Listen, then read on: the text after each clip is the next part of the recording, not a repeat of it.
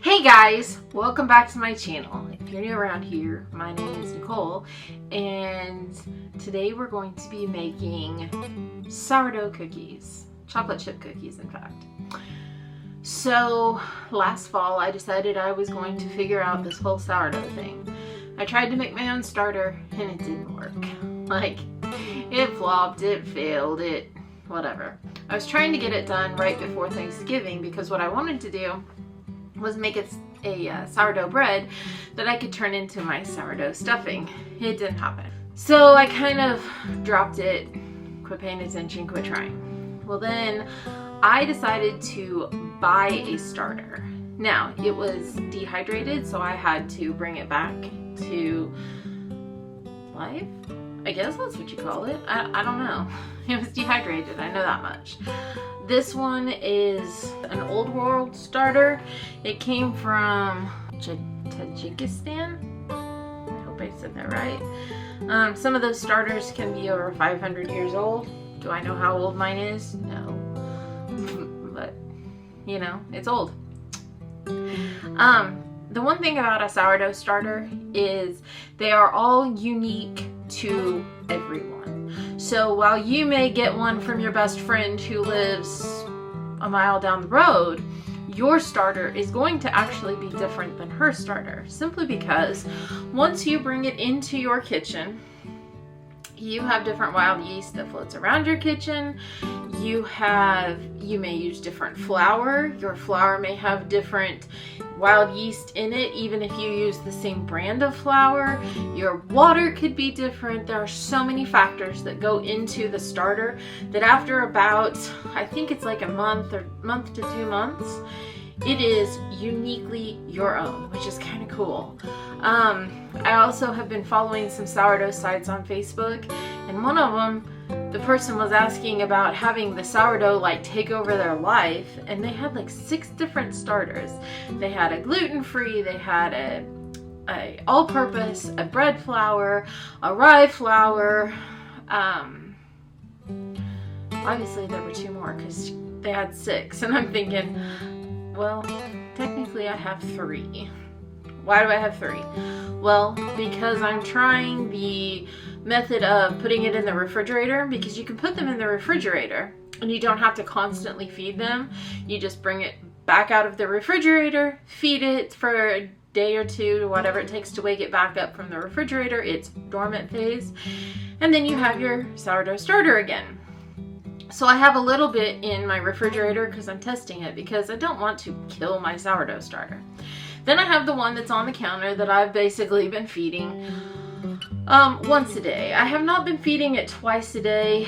I haven't used it quite enough to need to feed it twice a day. Both of those are from the one that I bought that's 500 plus-ish years old.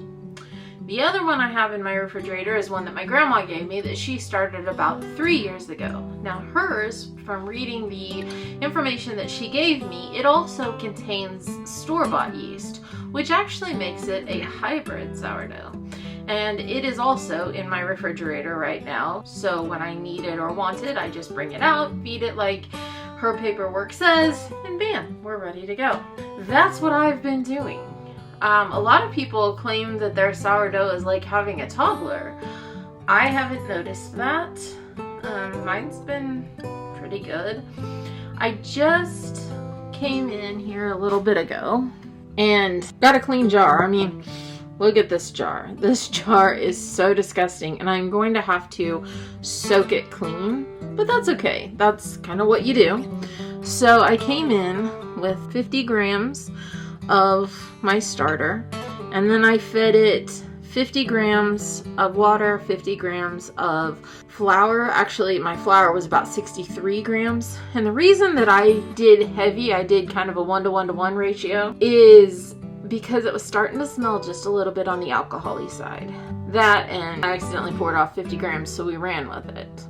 But if they start smelling a little on the alcohol side, that just means they're hungry. And mine was a little hungry because I don't think I fed it yesterday. My life's been a little crazy because we've obviously been remodeling. You've heard that in a lot of videos, but also my little one has been sick. In the last 12 hours, I have been to urgent care in the emergency room, and we still don't totally have an answer or a plan of action, but we're not going to focus on that right this minute. Anyway, this is discard. Now, I'm not going to use all of the discard simply because if this one doesn't work, I don't want to kill my yeast or my sourdough starter. Plus, I have that one in the refrigerator. Now, my sourdough starter has a name, and a lot of people name theirs, and the reason you name it is so that you feel attached to it, so that you don't forget to feed it. Mine's name is Sir Sourdough Bakes a Lot. No, Sir Sourdough Breads a Lot. That's what it is. Breads a Lot. My little one named it. I've made a few sourdough breads, and now we're going to attempt sourdough cookies because I have this discard. Like I said, I'm not going to use all the discard for reasons. I'll probably do something with it here in a little bit, probably feed it. But even though it's a little hungry, I fed it extra heavy the other day, and it is still up above where it was, up above here, and this is after taking my 50 grams out, and it's still bubbly, so that's a good sign. So let's get to making some sourdough cookies, shall we? I will link down in the description to the sourdough starter that I bought if you're interested. They're not sponsoring this. They didn't ask me to do that. This is just the one that I'm using, and I thought I would share. But anyway, sourdough chocolate chip cookies. So the first thing we need to do, and honestly, what my experience has been, in the olden days, people did not have measuring scales, weight scales. When they worked with sourdough, a lot of times they did it by feel because they may not have even had measuring cups, or at least not standardized measuring cups. But I am going to use my weight scale because a weight scale gets a little more accurate, especially when it comes to sourdough. Sourdough is not hard. It might come off as a little finicky, but it's not hard by any sense. So the first thing we need to do is we need to whisk together bread flour, all-purpose flour, baking soda, baking powder, and salt into a small bowl.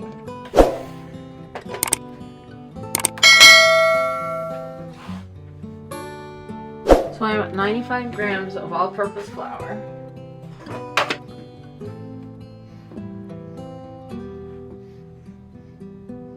You get a little much, just pull it out. Then we want 125 grams of bread flour.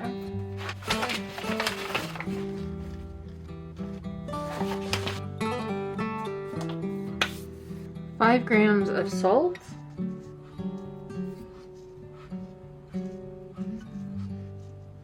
And I have learned with sourdough bread, don't skimp on the salt.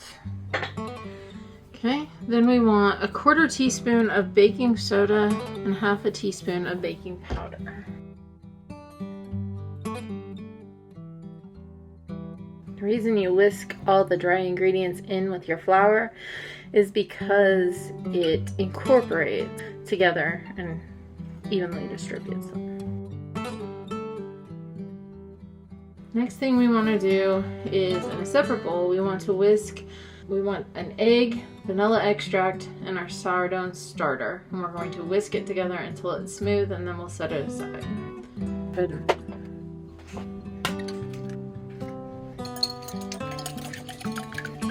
To that, we want to add a 1/2 cup or 125 grams of our discard.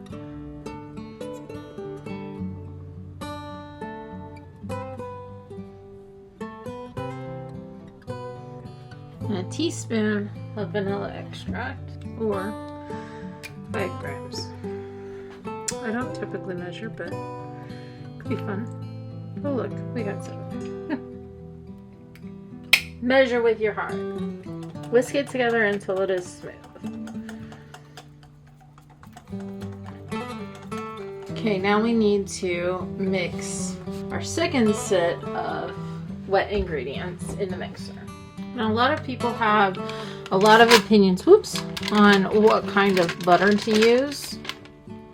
A lot of times with cookies, they say to use room temperature butter. This calls for cold butter.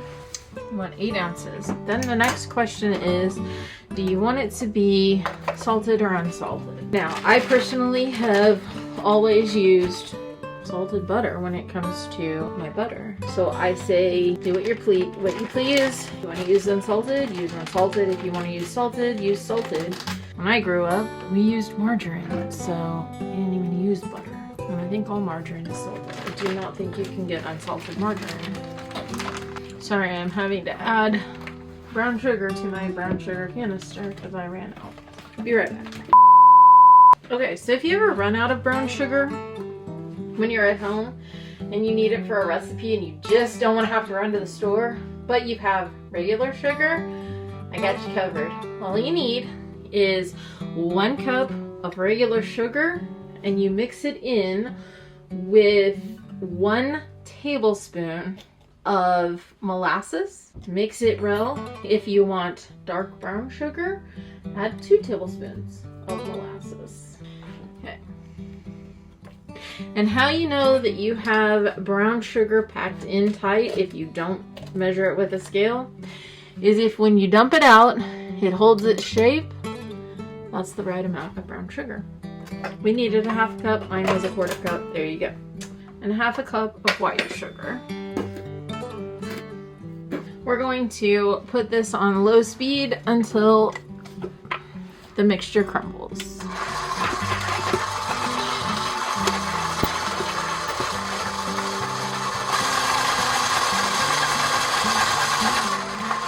Now we need to add in 1.5 cups of chocolate chips. I am using semi-sweet. You can use milk chocolate. As a kid, milk chocolate was my favorite, but I now much prefer semi-sweet. I'll get mine. Okay, so we're going to mix those in, only about 30 seconds or so, no big deal. Scrape down the sides of the bowl if necessary. We're going to add our dry ingredients in on a very low speed until it becomes a crumbly dry mixture. About 20 to 30 seconds. And we're going to pour in our egg mixture.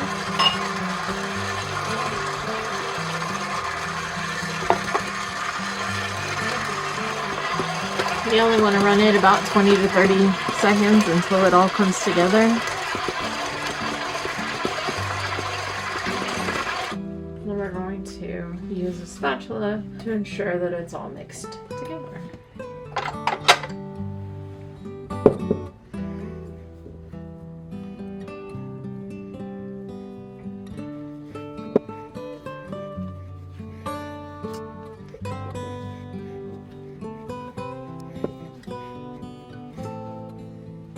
Okay, now that it is together, we're going to place these on parchment-lined cookie dough or cookie sheets.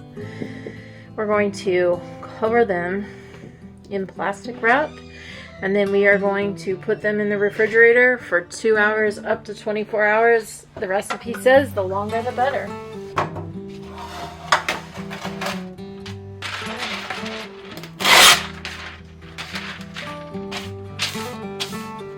So does anybody else have a tendency to break their cookie scoop, or is it just me? Like, if you notice, it's here and it only goes to there. And this is not the first one I've broken. Or the second. Or the third.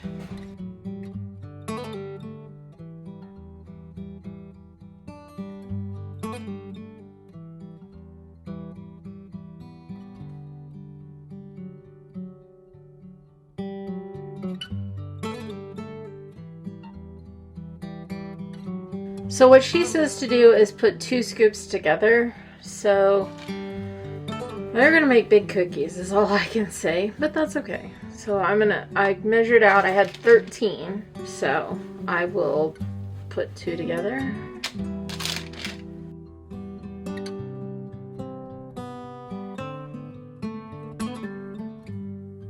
So because I had 13, I'm obviously going to have 7 on one tray and 6 on the other. And then we cover them in plastic wrap, stick them in the refrigerator, and see them tomorrow.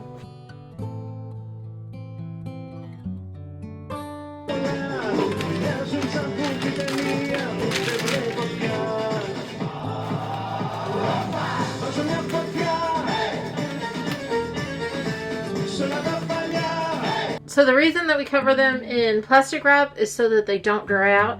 I do have plastic lids that I could put on these trays, but I'm not sure if they're tight enough to keep them from drying out. That's something I'll try a different time, since this is the first time I'm making this particular cookie. So TTFN, ta-ta for now.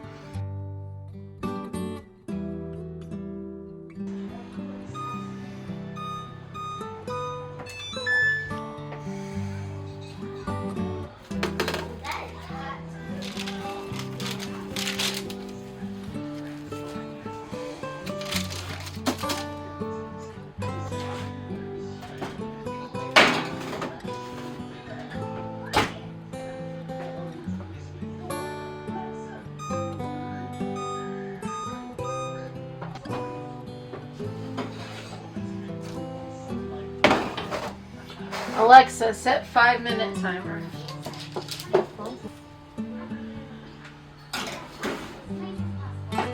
Alexa, set 16-minute timer.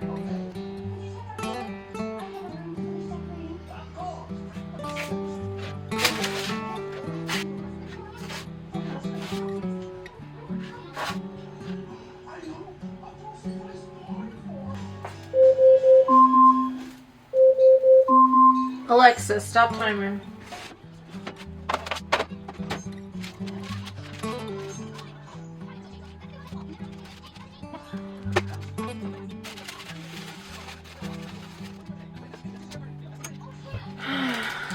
You wouldn't send me loose.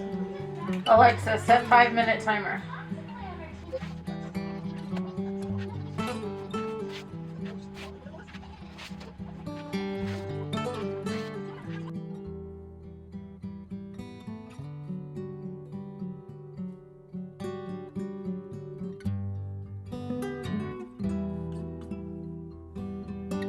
Hey guys, so we made sourdough chocolate chip cookies the other day. Right here. The real test on if they're any good or not is how good they are. Let's see, we are now 3 days after I made them.